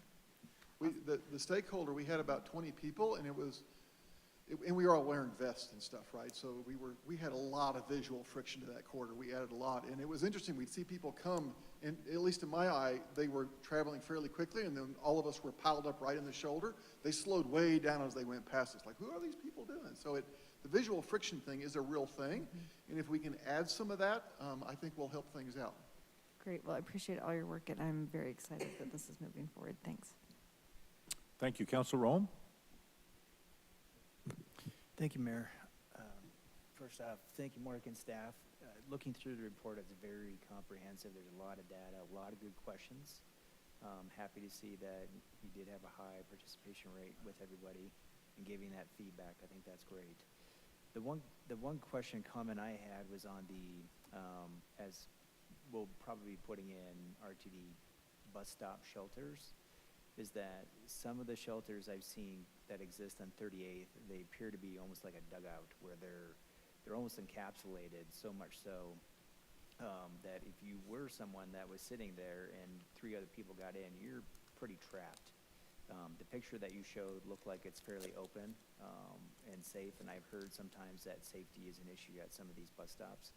And so I don't know if you've had conversations with RTD a little bit on like kind of what you're proposing, which I think is great, versus kind of some of the existing that we do have. Is that something that you've had in conversations with Yeah, people RTD or was actually on the stakeholder walk with us. So they had 3 people there, so it was really great to get their input. The one guy doesn't own a car, and all he does is ride the bus. So he was really valuable with talking about all the different things that go on. We've not had specific safety things with that. And I'm not sure that we'll get shelters at every stop. Certainly the higher ridership stops, we're going to aim to get shelters at. But we definitely want to give it so that people can walk and roll to that bus stop much better than they do today. And then try to do some things just to make that stop as comfortable as we can. Thank you. Thank you. Councilor Stites. Thank you, Mr. Mayor, and thank you, Mark and staff for all your work on this. I actually saw you guys doing your tour with your yellow vests on that day. I almost pulled over and jumped in with you just to kind of see what was going on. But I think this is really exciting, and to look at the feedback that you guys are getting from these surveys, that tracks with what I would have envisioned you guys getting from this, because those are kind of the same comments that Councilor Weaver and I get in our district meetings. Those are the same comments I got when I was knocking on all the doors around there. It's the PED stuff, but it's the drainage stuff, especially up on Tabor. That's an ugly looking little area right there. 38th That's and where Tabor. those 2 pictures Yeah. were from. I jump over that puddle every day when I go for a walk, and as somebody who I live in the same house I grew up in, I used to ride my bike from from my house at 30th and Ward to the tire shop at 30th and Quay, and there's no way in heck I would let my kids anywhere near that on their bike now because of the traffic and because of the speeds. I think that you guys are right on track with everything that I'm seeing, and I was going to ask why Lewis Meadows. I figured maybe because it was a little quieter than Louis Turner, so glad you guys have it there, and thank you for all the hard work, and District 3 appreciates it. Thank you. Yeah. Thank you. Additional questions or comments? I had one, the Lutheran Legacy Campus.